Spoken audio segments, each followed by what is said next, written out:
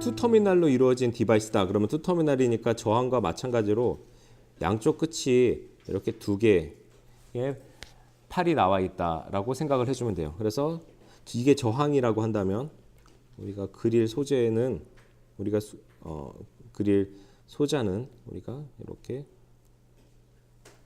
이렇게 표현을 해줄 수 있는 이런 기호로 나타내는 겁니다. 그러니까 기호로 표현되고 우리가 이것들을 소자라고 표현을 해준다라고 한다면 이 소자들은 부품은 아니에요. 소자라고 표현해준다는 얘기는 이것들은 우리가 아이디어란 상태를 표현해준다는 거고 그 아이디어란 특성을 우리가 부여해주게 되면 그 특성을 이상적으로 갖게 되는 소자를 의미하는 거고 부품이라고 하면 그 소자로 우리가 디자인을 했지만 실제로 여러분들이 구매를 하게 되는 실제 우리가 구매를 하게 되는 거죠. 이 부품들은 이상적인 소자였으면 좋겠지만 실제로 그렇지 못하고 어떤 특성을 갖게 되겠죠. 그래서 컴포넌트라고 하면 부품이라는 개념이고 근데 우리가 이 전자 회로에서 살펴볼 거는 이 부품에 대해서 살펴보는 것이 아니라 소자에 대해서 살펴보는 거. 이상적인 경우에 대해서 살펴본다. 자, 이상적인데 얘네들은 투 터미널 디바이스인 상태고 무엇으로 이루어져 있냐면 두 개의 컨덕팅 바디를 가지고 있다라고 하면 여러분들이 이전에 중고등학교 때에서 혹은 대학교 1학년 때에서 배웠던 것처럼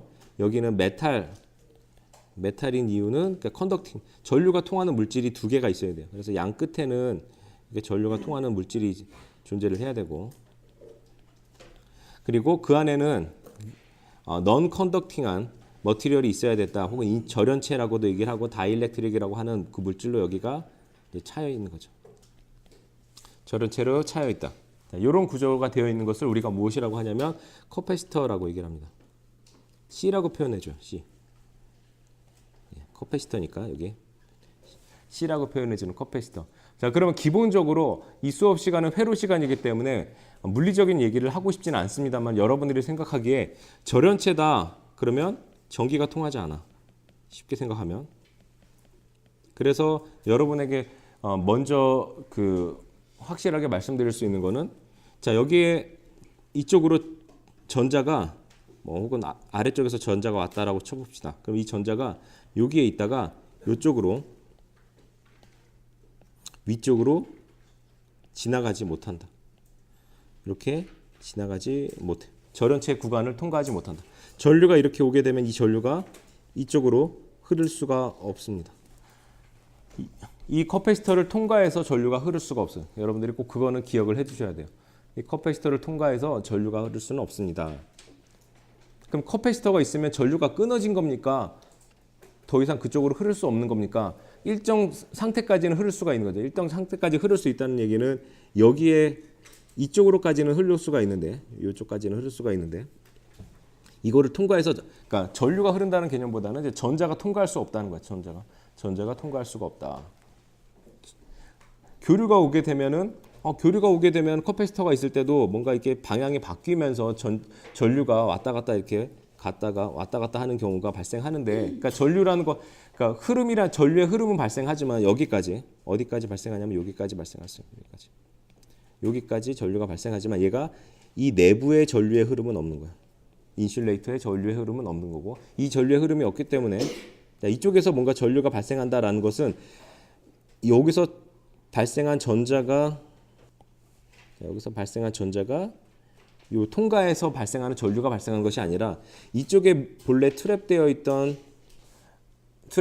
전자들이 위로 가게 되는 있는 만큼 갈 수는 있어도 걔네들이 다 소진되고 나면 전류가 흐르지 않는다. 자, 그렇게 생각을 해주시면 돼요. 그렇게 생각해두고 그러니까 교류인 경우에는 전류가 여기를 통과하는 것처럼 마치 왜냐하면 계속 교류를 가해주게 되면 이 커패시터 양단으로 전류가 계속 방향을 바꿔가면서 흐르게 되는데 그런 효과가 보이긴 하지만 그건 실질적으로 내부적으로 절연체의 내부에 전자가 통과하는 것은 아니다. 이렇게 생각해 주시면 되고 교류 때 기회가 되면 다시 한번 말씀드리겠습니다. 자, 커패시터라는 성질에 대해 설명을 드렸는데 커패시터는 지금 여기 보여주고 있어요. 그래서 커패시터를 갖다 놓고 서킷을 하나 만들게 되면 여기 위쪽에 있는 메탈, 아래쪽에 있는 메탈이 있고 여기에 우리가 볼테이지를 가해주게 되면 AB만큼의 볼테이지가 가해진 상태입니다. 지금. 그래서 플러스 마이너스 양단에 AB가 가해지게 되었을 때 어떤 일이 발생하느냐, 이쪽에는 양의 전하가 모이게 되고 아래쪽에는 음의 전하가 이렇게 모이게 됩니다. 이쪽에서는 전자가 이렇게 모이게 된다. 자, 이렇게 되면서 이쪽으로 전류가 흐르지 못하게 되는 거죠. 자, 근데 언제까지 전류가 흐르냐? 이쪽에 전하가 찰 때까지는 전류가 흘러요. 이쪽에 전자가 찰 때까지는 전류가 흐릅니다. 그러다가 이제 전류가 흐르지 않은 상태가 돼요. 그렇기 때문에 이 그림을 보고, 자, 요게 한참 된 상태다. V를 가해준 볼테이지가 있는데 양단에 AB를 가해준 지 오래된 상태다라고 하면 이쪽으로 전류가 흐르지 않습니다. 윗단에 포함된 전하량을 플러스 Q라고 하고 아래쪽에 포함된 전하량을 마이너스 Q라고 합니다. 그래서 Q가 의미하는 거는 전하량이에요. 자, 내차지 그리고 커패시터 안에 내차지가 있는데 항상 제로가 된다라는 거죠. 내차지는 항상 제로가 된다. 이 안에서는 이런 성질을 가지고 있는 것이 커패시터입니다. 물리적인 성질. 자, 커패시터가 있는데 커패시터의 어떤 성질에 대해서 이제 살펴보도록 하겠습니다.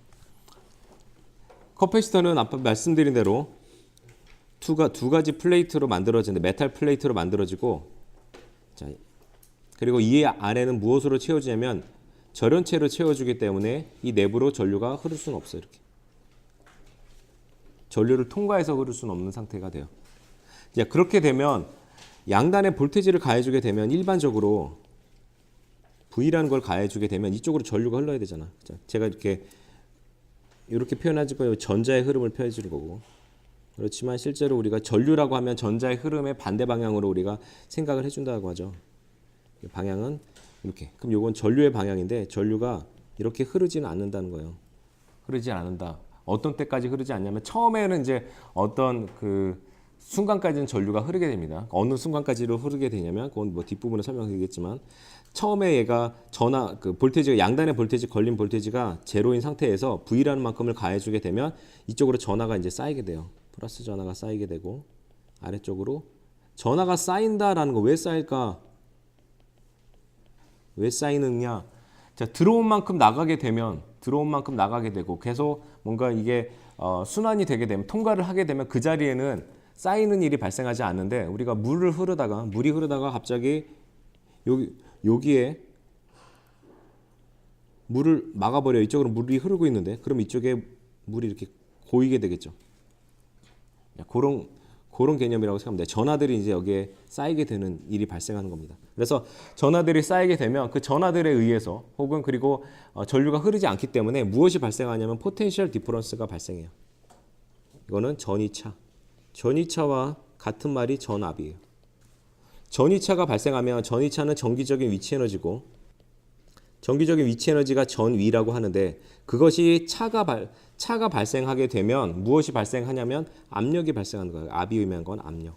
근데 우리가 말하는 압력은 기계적인 압력이 아니라, 압력이다라고 하면 무엇인가 내가 가만히 있어도 일을 한다는 얘기가 아니라 가만히 있어도 무엇인가를 해야 될 것 같은 막 생각이 드는 거잖아. 뭔가 압박감을 느끼게 되는 거예요. 정기적인 위치 에너지 차이가 발생하게 되면, 이렇게 위치 에너지 차이가 발생하면, 지금은 이 그리는 그림은 위치 에너지의 차이인데, 우리가 그 중력에 의한 위치 에너지의 차이라고 생각하시면 돼요. 지금 그리는 그림은 공을 여기다 갖다 놓게 되면, 자, 공이 얘네들이 떨어져야 되는데 떨어지지 않게 여기다 뭔가 이렇게 무엇인가 갖다 놨어. 그럼 얘네들은 지금 어떤 상태냐면 위치 에너지 차이가 나타났고, 얘네들은 지금 떨어지려고 하는 그런 뭔가 자꾸 그런 걸 느끼게 되는 거죠. 그런데 얘네들이 떨어지지 못하게 되는 이런 압력 차이가 발생한 거야. 뭔가 일을 할 수 있는 어떤 가능성이 발생한 거죠. 포텐셜이 있는 거예요. 가능성. 지금 이런 그런 생각들을 하시면 돼요. 자, 이렇게 돼 있는데 여기에 이런 실질적인 물리적인 매스를 가진 무엇인가가 무엇이냐? 여기서는 전하가 되는 거지. 전하가 이렇게 있고, 아래쪽에는 마이너스 이렇게 차 있는 그런 상태. 자, 이런 상태가 되고, 여기에는 포텐셜 디퍼런스가 발생하는데 그 전위차를 발생시키는 정기적인 위치 에너지가 발생하고요.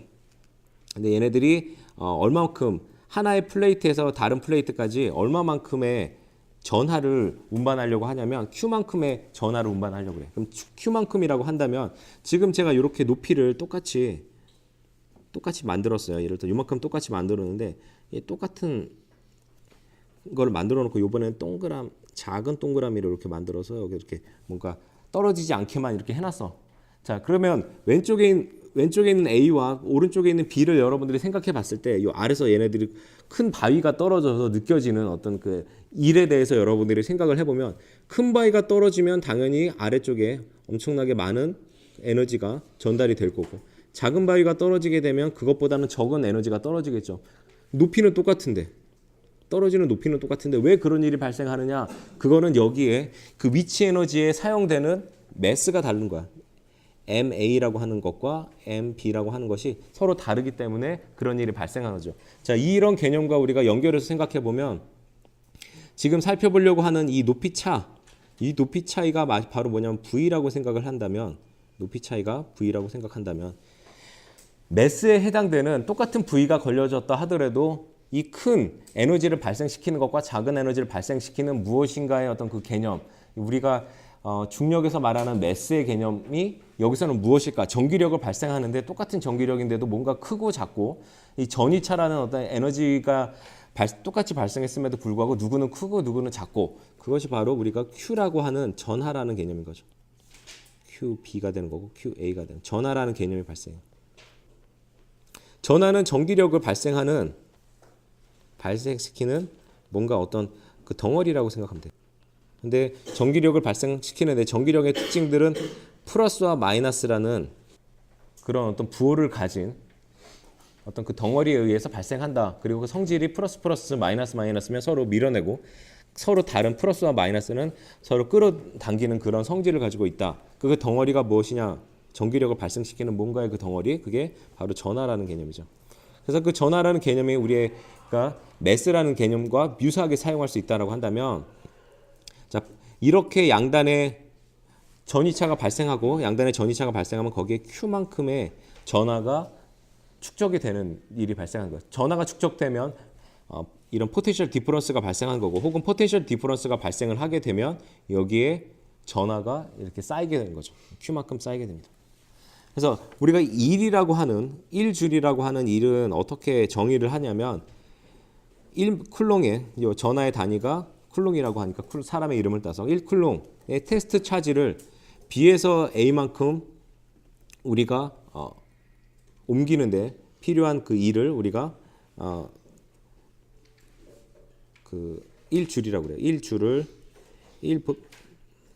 1볼트만큼 차이가 나는 데서 이동시킬 수 있는 것을 우리가 이렇게 정의를 해줍니다. 테스트 차지를. 자, 그래서 이 V와 Q와의 이제 관계를 이제 살펴보면 V와 Q와의 관계를 살펴보면 이건 전하죠. 전하가 많이 쌓이면 쌓일수록 전이차가 크게 발생한다. 이렇게 이해를 해도 되고 X축에 따라 Y의 변화를 생각해 보면 혹은 전이차가 많이 발생하게 되면 거기 이 커패시터에 쌓이게 되는 전하량이 증가한다. 이렇게 생각할 수도 있는데 얘네들은 이렇게 선형적인 관계를 가질 수 있다. 이렇게 여러분들이 생각하실 수 있을 것 같아요. 인크리징 펑션 선형적일 수도 있고 아닐 수도 있고 막 이렇게 했지만 자, 선형적이다. 근데 우리가 사용하고 있는 커패시터는 우리가 어떻게 가정을 하냐면 리니어 커패시터. 그래서 리니어라는 말은 선형적이다. 선형적인 커패시터를 우리가 생각해주고 얘네들은 이 펑션의 이 함수의 관계가 어떤 관계냐면 리니어한 관계다. 그래서 K라는 비례 상수를 사용해서 표현을 하게 된 거예요. 자, Y equal AX로 표현할 수 있다라는 거죠. 그럼 이게 선형적이다라는 관계인 거고 비례한다. 그래서 A를 비례상수 K에 대한 값으로 표현할 수가 있습니다. 자, 그렇게 되면 이 식을 우리가 어떻게 표현해 주냐면 Y에 해당되는 것이 VAB가 되는 거고 거기에 X에 해당되는 것이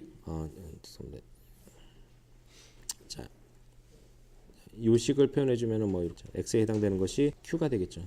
그럼 여기에 A로 이렇게 표현해 줄 수가 있어요. 이렇게 표현해서 K로 혹은 요거를 K로 표현해 줄 수 있습니다. 그럼 요거를 식을 다시 써서 무엇을 주인공으로 만들어 주냐면 Q를 주인공으로 만들어 주면은 이렇게 K분의 1은 VAB 이렇게 합니다. K분의 1이지만 얘를 또 그냥 표현하기 편하게 하기 위해서 얘를 그냥 하나의 다른 비례 상수를 하나 잡아주고 VAB라고 잡습니다. 그럼 요 C라고 하는 비례 상수가 하나 나오게 되는데 그럼 C의 의미를 살펴보면 C의 의미를 살펴보게 되면 자, 주인공이 누구냐면 얘죠. 1쿨롱의 전하를 Q라는 게 전하니까 이게 자, 1쿨롱의 전하를 생성하기 위해서 우리가 어떻게 만들어 주냐면 1볼트를 가해줬을 때 1쿨롱이 만들어지는 그런 커패시터를 우리가 1C라고 표현해 줍니다. C 값이 1이 돼. 근데 단위는 페로시라고 써줍니다. 그럼 요거의 개념을 생각해 보면 여러분들이 양단에 1볼트를 걸어줬어요. 자, 1볼트를 걸어줬더니 여기에 얼마만큼의 전하가 모이냐면 1쿨롱이 모여. 그런 여러 커패시터가 있는데 그런 커패시터를 우리가 1페롯이라고 이렇게 정의된 것을 여러분들이 살펴볼 수 있을 것 같습니다.